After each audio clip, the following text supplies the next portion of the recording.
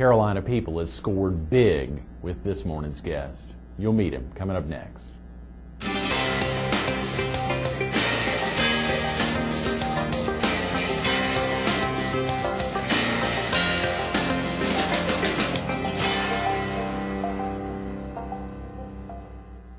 Good morning. Welcome to Carolina People. This morning we're at the new offices of the American Heart Association's Waccamaw Division, located here on 44th Avenue North in Myrtle Beach.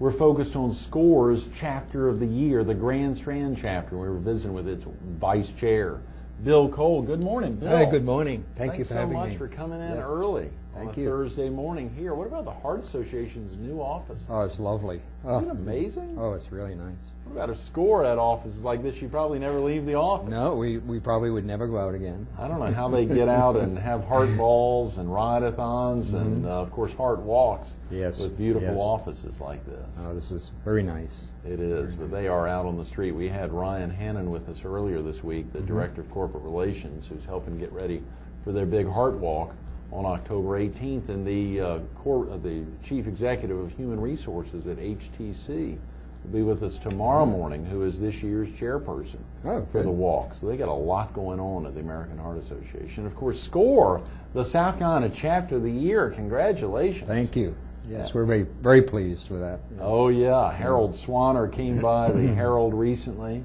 to highlight that. He actually brought by y'all's application that you'd filed to get in the running for it. And I think you highlighted earlier this morning that the two chapters that actually snuck ahead of the Grand Strand chapter are pretty substantial chapters. Yes, Atlanta and San Diego beat us, but they're very big urban chapters with lots and lots of counselors. But they did some very nice things too. Oh yeah, just as we did. And there's a lot of really big and small chapters that are further back on the bus than the Grand Strand chapter, which is tremendous. How many chapters, more or less, nationwide, Bill? 368, I think, is the number now. Right. And there are all sizes: big cities, small towns, all over the country. Right. Excellent organization. Absolutely. The Grand Strand chapter serves, is it a small principal area? Is it a pretty large area? A couple of counties or more? We do primarily cover Orion and Georgetown counties. Okay, sure. We take counselors that are in between other chapters. We'll pick up people from as far away as Florence occasionally. And a few other places, but primarily we're Orion, Georgetown. Okay. For viewers who may not be familiar with SCORE, Bill, what exactly is SCORE? America's Counselors to America's Small Business. Right. It was started back in the early 60s. It was actually, I think, sponsored by the SBA. Right. We've been associated with them as a strategic partner for all that time. We're not officially a member. We're not government agencies. Nobody's going to see anything from the government about what we do with people. Right. But we are all volunteers. None of the counselors are paid. The only service we charge a small amount for locally is for our workshops. Some of your workshops, right? Right, and that we split those fees with the college. And then we use that for pay our the help at our office, right? And do our supplies and the other things. Oh yeah, stuff you really need. Yeah. But our counselors work for no pay. And the incentive for y'all, is that just for giving back? Is that a way to make a difference? I mean, what's the incentive? Are you continually learning as you're counseling? Well, when I came down here, but I've been in this area about 6 years. Right. And for the first 2 years, I played golf and softball and went on the beach. And finally decided that isn't really retirement. That's yeah. So I decided I wanted to do something, and I had remembered hearing about SCORE. Right. So I looked into it. I looked into Wilmington. I live up in North Myrtle Beach. So I looked into Wilmington and then Myrtle Beach, and was much.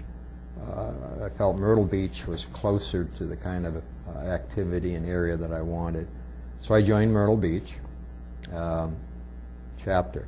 And every one of the people I have met in SCORE had joined for the same reason. Really? They wanted to give back something to the business area. Myself, I had 40 years background in industry, and I wanted to give back something to the industry that helped me and made me happy all my life. Yes, Bill, absolutely. We sure want to highlight more about that, but if a viewer needs to get off to work now or get family off to school, is it the 918-1079? Is that the best phone number, and is there a website? There's both. If you want immediate information, call that number, 918-1079. Right. We man the office, the office, from 9 till 12 on Monday, Wednesday, and Friday. Okay. If you don't call at that time, we take the message and we'll get back to you during one of those days. Right.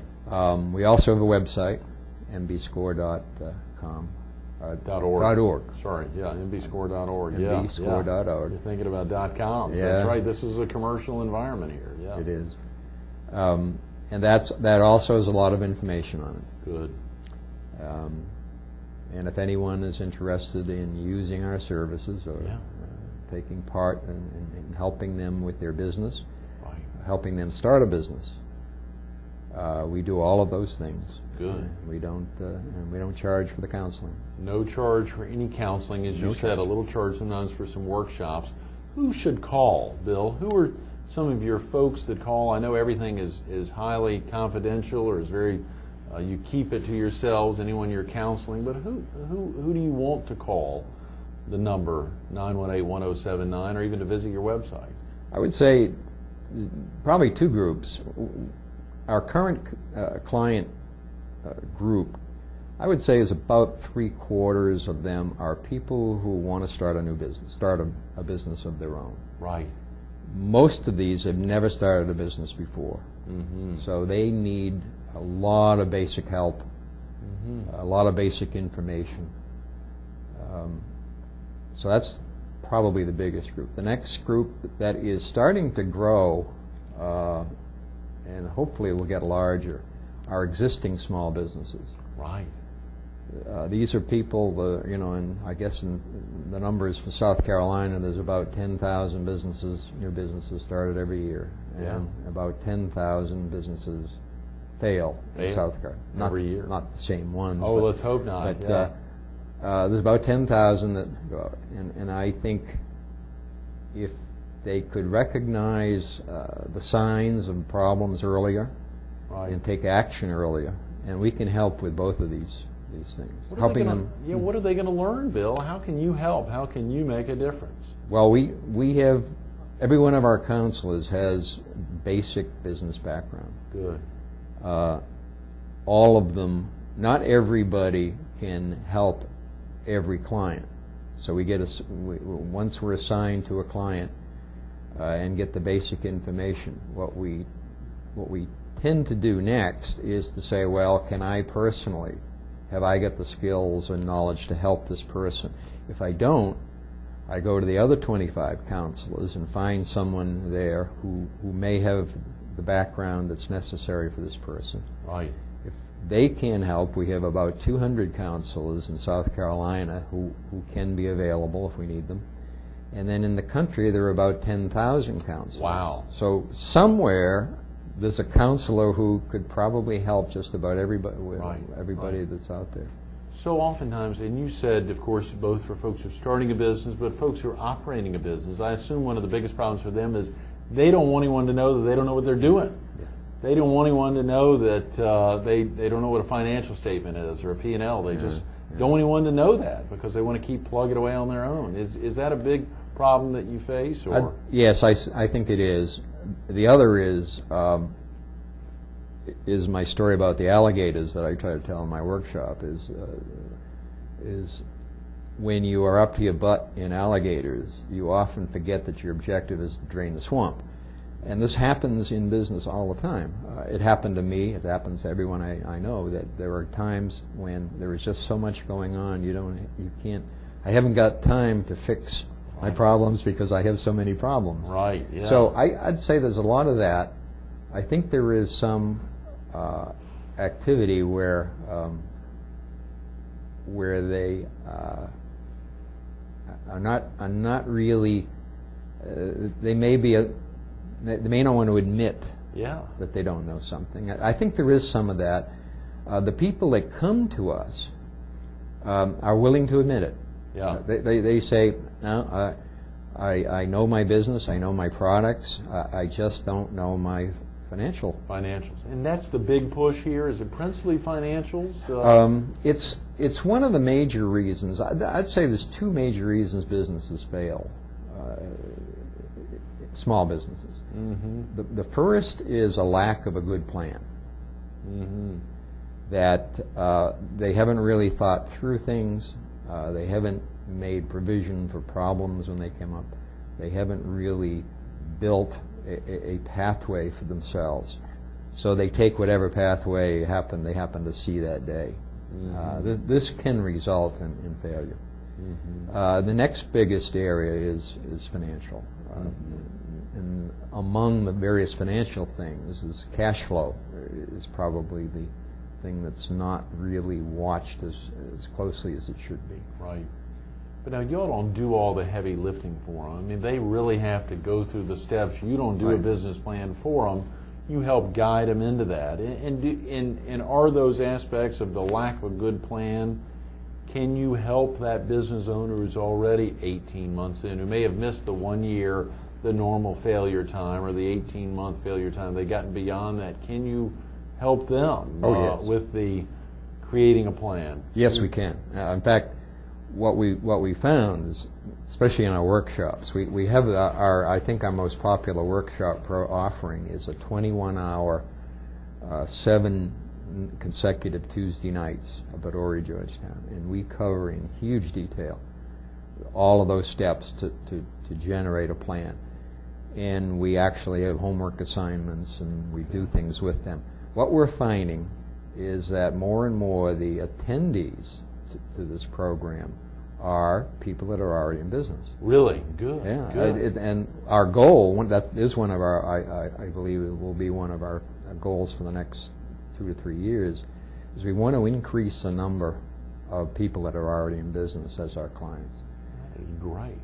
So that's part of what we're aiming for. And working to get the word out to make sure they know, that there are 20 to 25 counselors, all with different varied skill sets, who can really make a difference to your business, whether you're starting one, you're already in one. And when you consider that Counselors to America's small business, what does the SBA or does SCORE consider a small business? Is that based off of employee or on actual revenue? It's both.